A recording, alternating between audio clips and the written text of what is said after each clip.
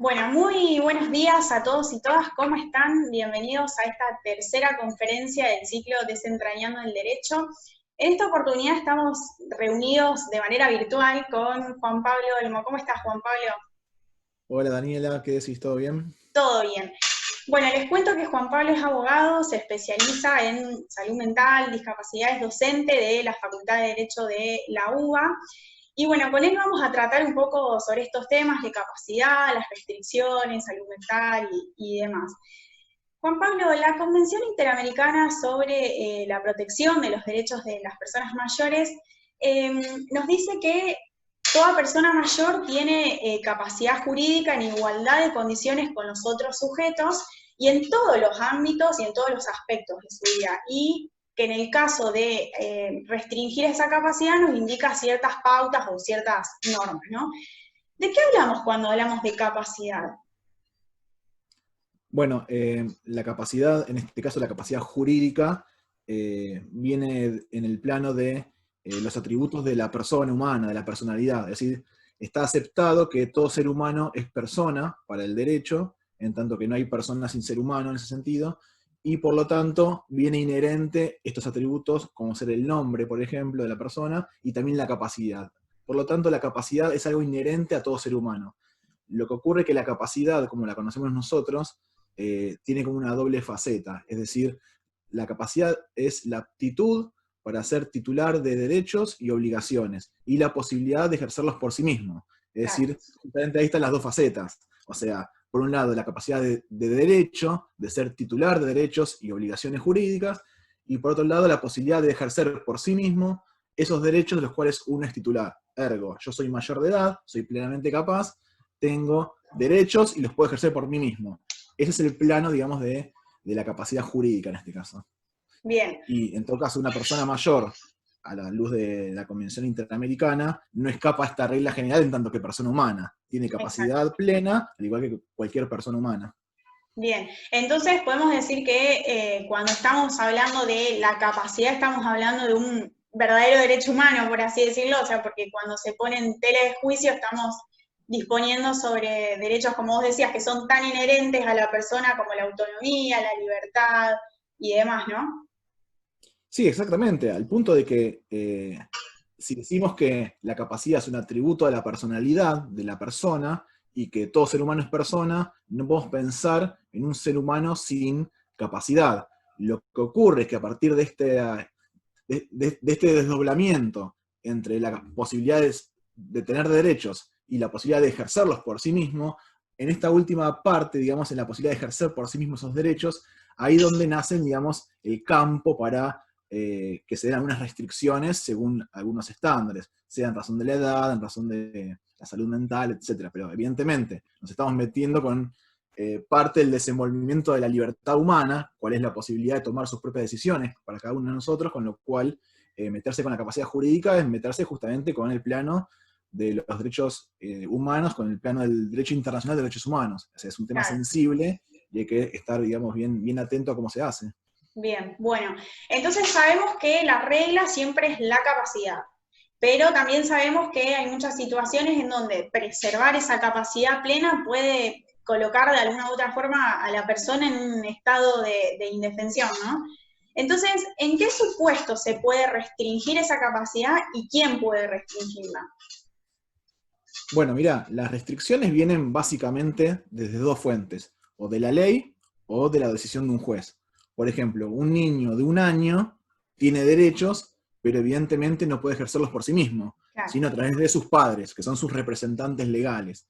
Con lo cual acá la restricción a la capacidad, no de tener derechos, sino de poder ejercerlos, viene dada por la propia ley, digamos, en razón de la edad de la infancia en este caso.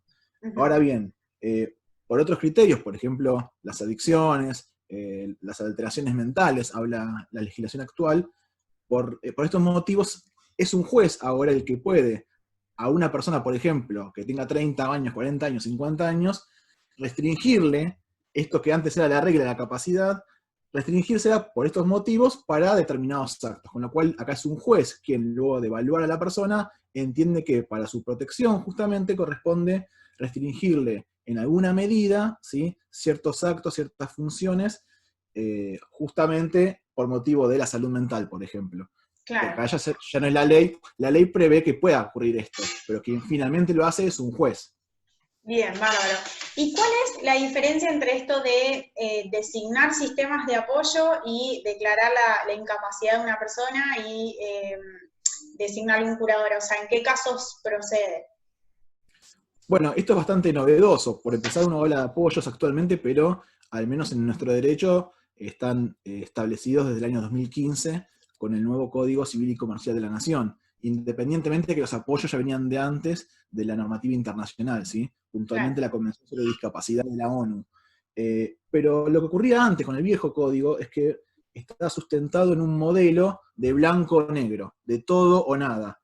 Es decir, en este binomio capacidad o incapacidad. Es decir, o eras 100% capaz o eras 100% incapaz, luego de que un juez, en pos de tu protección, te restringiera esa capacidad jurídica en forma absoluta a través de una sentencia insania. Es decir, antes el juez te restringía absolutamente tu capacidad, vos pasabas a ser un incapaz, Ujú. ¿sí?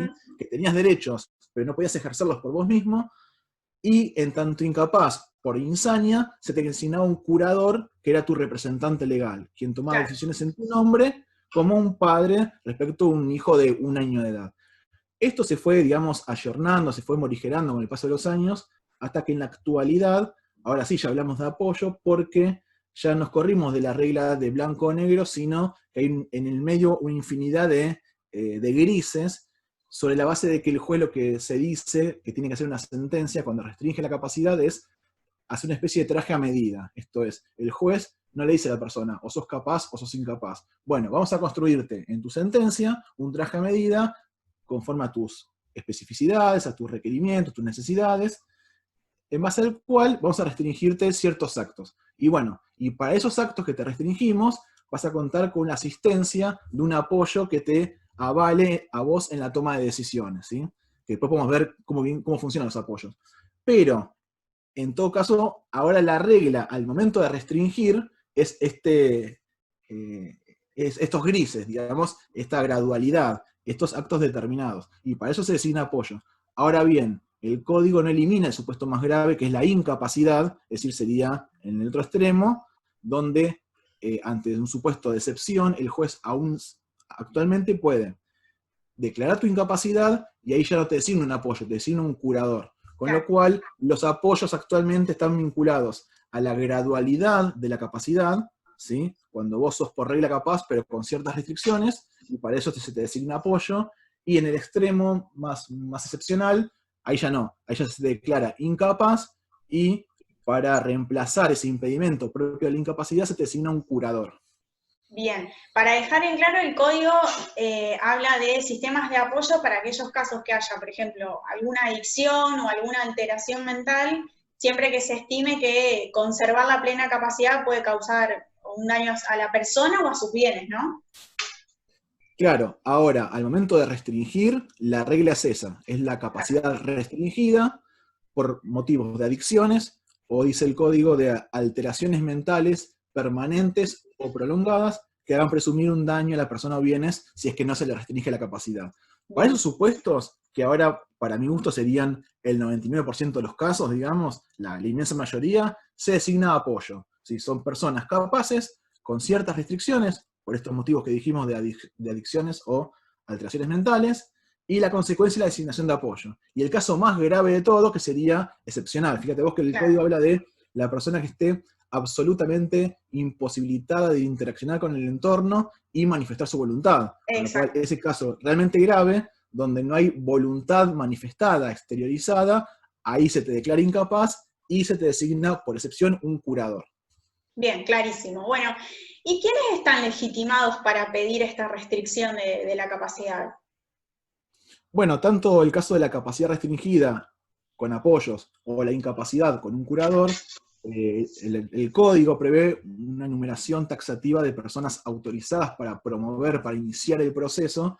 Entre ellos está el cónyuge, ¿sí? Si yo estuviera casado, yo puedo promoverle un proceso tendiente a restringir la capacidad de mi cónyuge.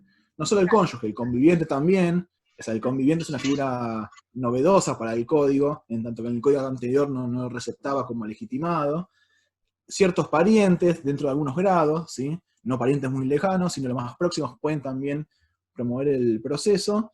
Y finalmente, también está facultado para iniciar el proceso el Ministerio Público, que cuando el Código Civil y Comercial se refiere al Ministerio Público, pensemos que es un código que funciona para todo el país, con lo cual luego cada provincia, cada jurisdicción local le pone un nombre distinto a este Ministerio Público. Claro. Concretamente, no se está refiriendo al Ministerio Público Fiscal, no se está refiriendo a los fiscales, sino a lo que se conoce como el Ministerio Público de Menores o el Ministerio Público Pupilar.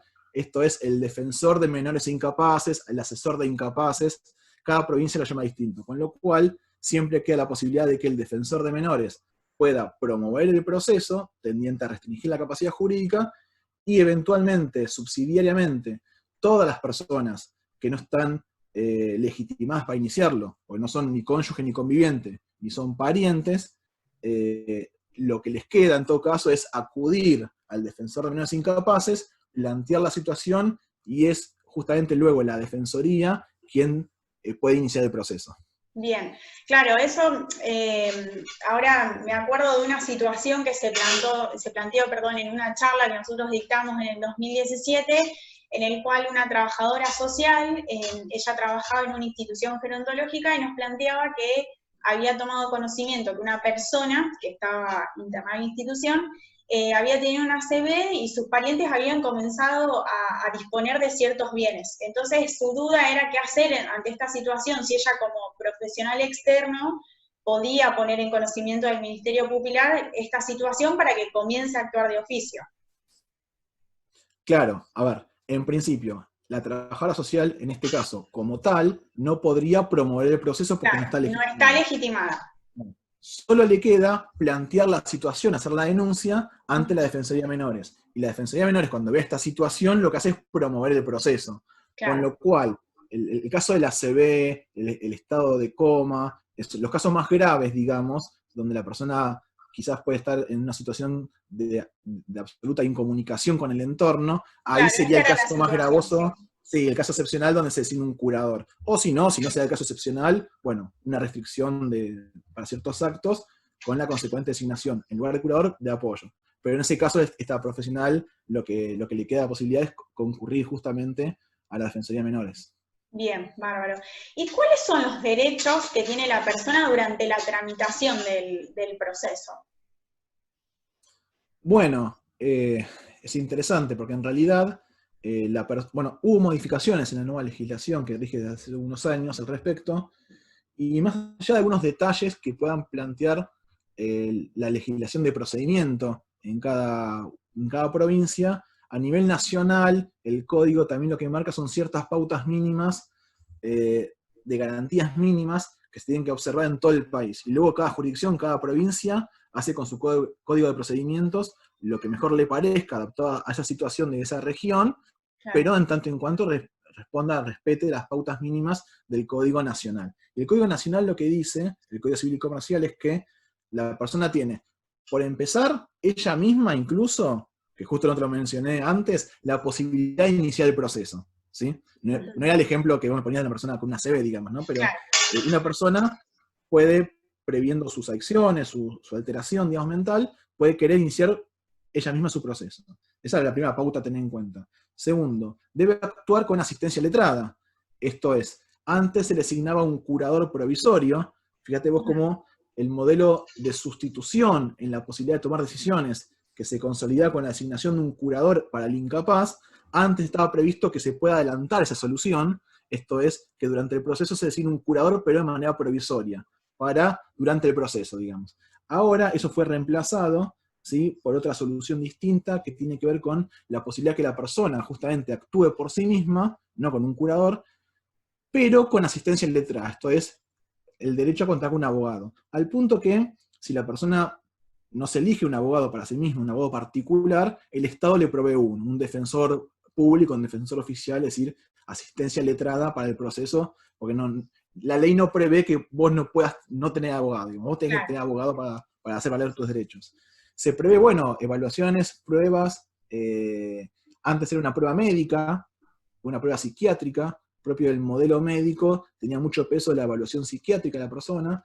Ahora, si bien se sigue manteniendo la idea de la psiquiatría como disciplina interviniente en estos procesos. Lo que se hizo fue abrir un poco el juego para otras disciplinas, con lo cual la persona tiene derecho a que sea evaluada con criterio interdisciplinario, es decir, por un equipo interdisciplinario, por ejemplo, psiquiatra, psicólogo, trabajador social, ¿sí? Que nos van a dar un panorama más amplio de la situación de la persona para justamente sacarla de ese lugar de que la persona es un diagnóstico y en consecuencia restringe la capacidad, y en cambio la persona es mucho más amplia que eso, está en determinadas circunstancias de su vida social en la cual puede eventualmente tomar o no ciertas decisiones, puede estar acompañado o no, y en base a eso se puede conseguir de mejor modo un famoso traje a medida en la sentencia.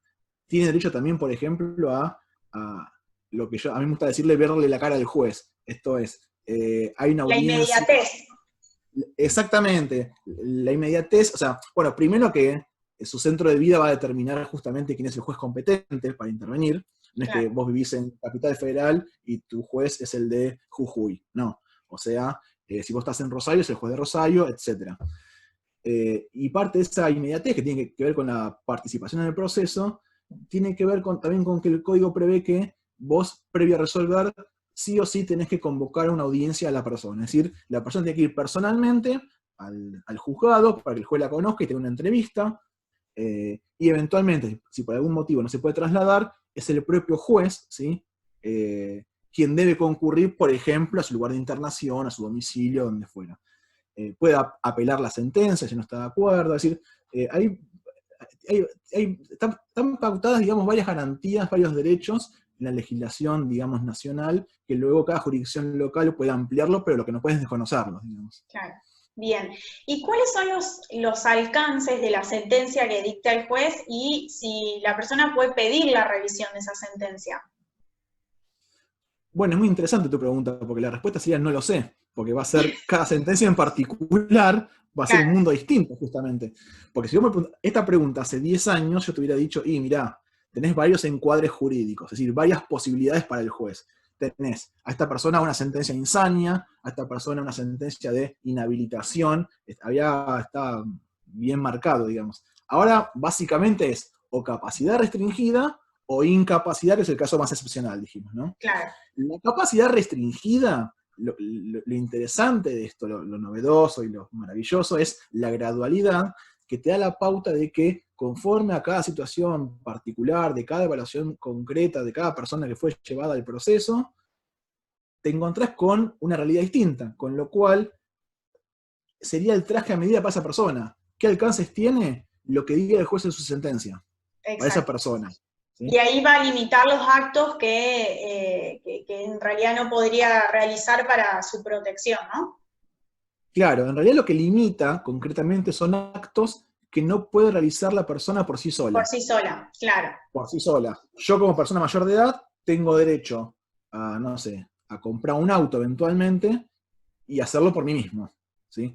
Ahora, yo quizás, si se me restringe la capacidad, yo tengo derecho a vender mi casa, pero está restringido ese derecho ahora, se me asignó un apoyo, no para que el apoyo vaya y la venda él la casa, para que me asista a mí en la toma de esa decisión de vender la casa. Esto significa, por ejemplo, que cuando voy a firmar la escritura, firmo yo la escritura de venta y firma mi Y mal apoyo, me apoyo. acompaña, me asiste, fomenta mi autonomía en la toma de decisiones, digamos. Con lo cual va a depender de cada sentencia, los alcances que disponga el juez, y esto siempre con criterio de actualidad, justamente, porque si partimos de la base de que toda persona tiene derecho a que se considere su padecimiento mental, por ejemplo, o sus adicciones, no como un estado inmodificable, sino como una situación dinámica a través del paso del tiempo, es cierto que si es algo meramente circunstancial, no avala que te restrinja la capacidad jurídica.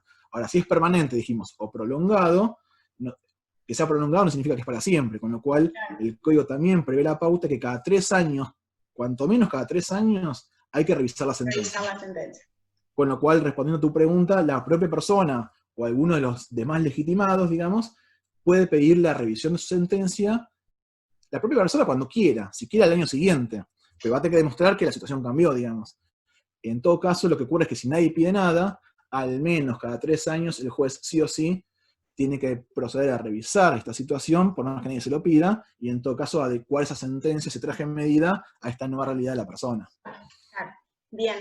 Bueno, ahora si te parece vamos a interiorizarnos un poco en una cuestión, en un escenario complejo, como es el tema de las internaciones por cuestiones de salud mental, ¿no? Que es un escenario, vuelvo a repetir, que hay varias vulneraciones de derechos, o estoy equivocada. Y depende. Justamente el problema de los lugares de internación, o sea, a ver, esta idea del manicomio, ¿no? Que Sí, tiene que ver con la institución total, como lo es una cárcel también, por ejemplo, son lugares propicios, digamos, a que se cometan abusos, que la persona esté en situaciones de vulnerabilidad, etc. Yo no podría decir que esto ocurre permanentemente, ni mucho menos. Lo que sí puedo decir es que un lugar, por ejemplo, cerrado, alejado del, no sé, de la ciudad, como acá en Capital Federal, por ejemplo, teníamos eso. Tenemos lugares de internación que incluso hoy están dentro de la ciudad de Buenos Aires, pero hace muchos años, hace décadas, esos lugares eran las afueras de la ciudad, claro. ¿sí? Con lo cual, esa lejanía, esas realidades intramuros que uno desconoce, se daba para esto. En la actualidad, bueno, hay una ley nacional de salud mental que regula muy detalladamente todo lo referido a las internaciones, a los procesos de desmanicomialización, etcétera, y instaura mecanismos de control de las internaciones involuntarias puntualmente. Una persona puede internarse voluntariamente y al mes se externa, y eso en principio no es controlado judicialmente, digamos, pero si es una internación involuntaria contra la voluntad de la persona, ahí sí se despliega todo un mecanismo de control judicial, un juez interviniendo, vos tenés de hecho un abogado defensor que te defienda en tu condición de persona internada por salud mental, con lo cual no digo que no pueda pasar nada, lo que quiero decir es que hay todo un mecanismo Hay de más cosas. controlador de esto para evitar que ocurra justamente. Claro. ¿Y en qué casos procede la internación por salud mental? A ver, primero una aclaración previa, ¿no? Sí, Hasta recién veníamos hablando de las restricciones a la capacidad jurídica. exacto. Y si se quiere, históricamente, en el Código de Vélez-Sarsfield, hace 150 años, digamos, cuando él a la luz de la vela escribía cada uno de los libros que conformaban el código, tenía muy vinculada esta idea de la incapacidad y la internación, a tal Ujú. punto de que no se podía internar a alguien que no fuera demente, es decir, a alguien que no fuera incapaz declarado en juicio.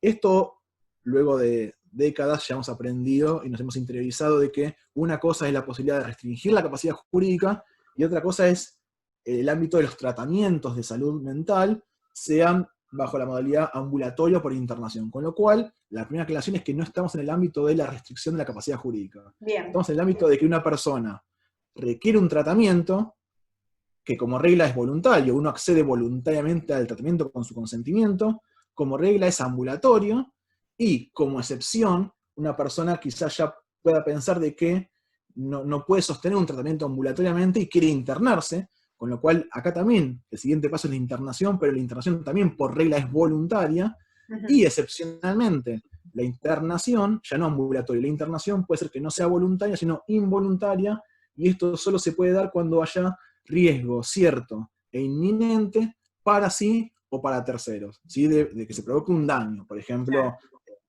daño a la vida, a la integridad psicofísica, a la propia o a la de los demás, con lo cual, si vos demostrás, no es un riesgo potencial, un riesgo cierto e inminente para sí mismo o para terceros, Ujú.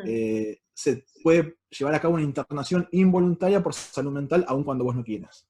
Bien, y en ese caso, en un caso de una internación involuntaria, ¿cómo se debe proceder? ¿Cómo debe proceder Bueno, el juez en realidad?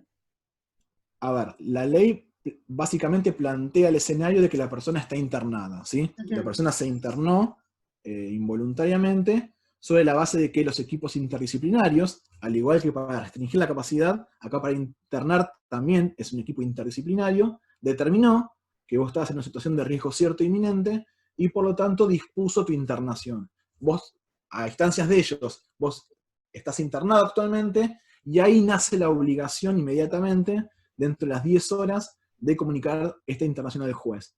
¿Por qué? Porque en rigor, según los estándares internacionales, se considera privación de libertad a toda permanencia de una persona en un lugar de la cual no pueda retirarse por su propia voluntad. Claro. Por lo tanto, sea que yo esté preso, o sea que yo esté internado involuntariamente, estoy privado de mi libertad. Ahora, a mí como abogado no me hace ruido eso. Ahora, si yo hablo con un médico, con un psicólogo, un trabajador social, me va a decir, ¿cómo vos estás diciendo que yo estoy privando la libertad a mi paciente?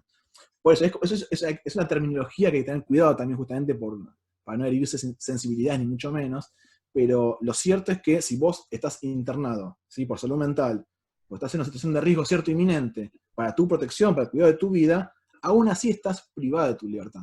Lo que ocurre es que no estás privado ilegítimamente de tu libertad, estás privado legítimamente de tu libertad justamente porque la ley avala que en casos de riesgo se pueda, incluso se deba internar. Lo que ocurre entonces que en nuestro sistema constitucional, los únicos que pueden privar de la libertad son los jueces, ¿sí? Esto se ve más claramente en el derecho penal. Esta misma regla aplicada a las internaciones me dice que, así como antes, quienes internaban por salud mental eran los jueces, ¿sí?, no eran los equipos interdisciplinarios, esto se fue ayornando con el paso de los años, y en la actualidad se llegó al punto de que, al revés, no son los jueces, sino los equipos interdisciplinarios quienes proceden a internar a una persona, pero sujeto a un control judicial inmediato posterior para resguardar esta garantía de que solo el juez puede avalar que vos estés ahí contra tu voluntad, llame como se llame la situación, pero en definitiva Claro. estás contra tu voluntad, por tu bien, pero estás internado ahí que no puedes retirarte.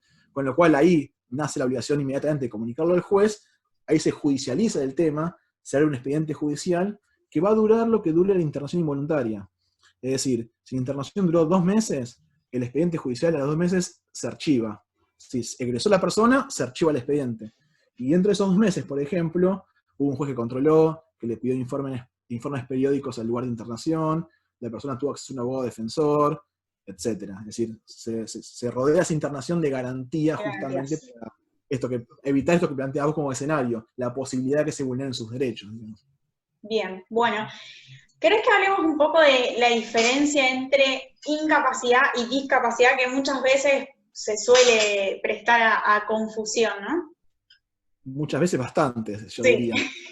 Sí, a ver, en primer lugar estamos hablando de una incapacidad jurídica, ¿sí? Esto es, un juez, tras evaluarte en un proceso con criterio interdisciplinario, determina que vos estás en la causal legal que avala que a vos te restrinjan la capacidad de manera absoluta, es decir, se te dicta una sentencia de incapacidad.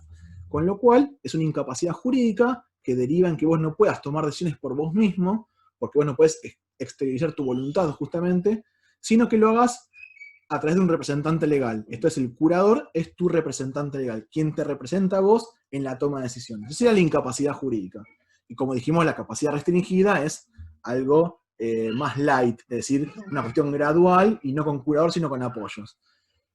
Incapacidad. La discapacidad, ya estamos en otro plano, que muchas veces se toca con la incapacidad, pero no necesariamente. ¿Por qué? Porque la discapacidad puede ser mental, por ejemplo, o puede ser física. Es decir, Claro. una persona con una silla de ruedas puede estar en una situación de discapacidad física, ¿sí? Y no por eso le vamos a restringir su capacidad jurídica, ergo no es un incapaz, ni incapaz ni con capacidad restringida. Una persona con silla de ruedas, pongamos, por caso, puede tomar cualquier decisión de su vida y no necesita un curador, un apoyo ni nada de eso, ¿sí? Con lo cual, uno tiene que ver la incapacidad con la posibilidad o no de tomar decisiones con trascendencia jurídica, celebrar un contrato, ejercer la responsabilidad parental, contraer matrimonio, etc. Y la discapacidad es una situación, ¿sí? Que, bueno, la Convención sobre Discapacidad de la ONU define, digamos, la discapacidad, sea física, mental, sensorial, en donde básicamente la construcción social de este concepto es la deficiencia más barrera. Es decir, el criterio médico de la discapacidad, cuando se hace un raconto de los distintos modelos de discapacidad, de cómo se concibe la discapacidad, planteaba la discapacidad como una deficiencia. La discapacidad está en la persona tiene discapacidad, ¿sí? En cambio, el modelo social de discapacidad, que es el que actualmente está vigente a nivel internacional con la Convención de la ONU, de Naciones Unidas, es un modelo social donde la incapacidad no es de uno, sino que está puesto el foco más en lo social, en el entorno, en la comunidad, de no permitir que la persona se incluya en la Claro. sociedad en igualdad de condiciones con las demás, puesto que le pone barreras permanentemente, sea arquitectónicas, barreras del lenguaje, de lo que se te ocurra, con lo cual la discapacidad ya no es de uno, sino es de uno en el ida y En vuelta, contexto social. en el contexto social, justamente. Con lo cual, puede ser que esa discapacidad sea por motivos mentales, digamos, con lo cual ahí eventualmente daría lugar a, por ejemplo, iniciar un proceso de capacidad restringida y de designación de apoyo, o puede ser física y nada, tendrá derecho a prestaciones en materia de sociales, de salud, educativas, podrá gestionar eventualmente el certificado único de discapacidad, pero nada tiene que ver con la posibilidad de tomar decisiones con trascendencia jurídica. Exacto, clarísimo. Bueno, y por último, ¿te gustaría contarnos por qué es tan importante poder hablar del tema de capacidad y de las restricciones en la vejez? Bueno, quizás lo importante sea, a ver, ¿cómo decirlo? Todo nace de un prejuicio por lo general, ¿sí? Ujú. Entonces, acá el prejuicio, si se quiere, sería que, en el caso de la vejez, se linkea, se hace un link, se equipara con incapacidad. La Exacto. persona de 90 años es incapaz. La persona de 85 años hace un testamento a favor de quien lo cuidó toda su vida, y vienen los sobrinos que nunca lo vieron y dicen, ese testamento es nulo. ¿Por qué? Porque Ujú. tenía no sé cuántos años. Es decir, hay cierto prejuicio de que la edad, digamos, en cierto nivel de avance, trae consigo incapacidad. Con lo cual, lo que hay que tener en cuenta es lo siguiente. En nuestro país, digamos, es muy interesante porque justamente nuestro código no tiene un enfoque de personas mayores, de adultos mayores, ¿sí? Tiene un enfoque en materia de discapacidad, en materia de salud mental, en materia de infancia y adolescencia, Ujú. pero no tiene un enfoque, casi te diría, de género no lo tiene, y tampoco no lo tiene en materia de personas mayores, Personas adultos mayores. mayores. Con lo cual, los supuestos previstos para restringir la capacidad jurídica están más bien vinculados con o las adicciones o las alteraciones mentales, permanentes o prolongadas, de suficiente gravedad.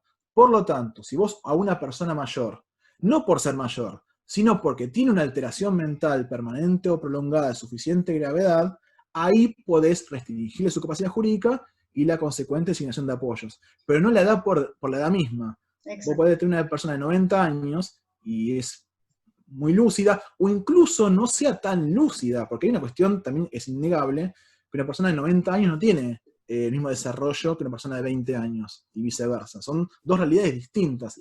Ahora, y como no la tiene tampoco un niño de 1 año, lo que quiero decir es que esa realidad biológica distinta no necesariamente tiene un correlato en el plano de la posibilidad de tomar decisiones autónomas en su vida de relación, decisiones contractuales, etc.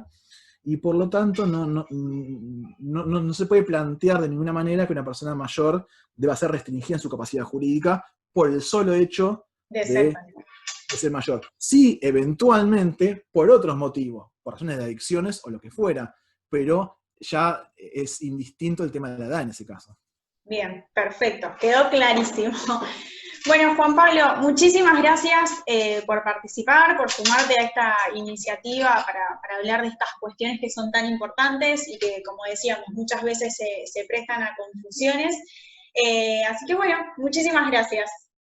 No, por favor, a ustedes, a vos particularmente por invitarme y por permitirme explayarme con esas preguntas tan concretas y tan interesantes como es empezar a separar un poco la paja del trigo y no a mezclar, Exacto. no mezclar términos y situaciones que son muy diversas, por cierto. Dale. Bueno, yo los espero el próximo martes a las 10 de la mañana para una nueva conferencia. Gracias, nos vemos.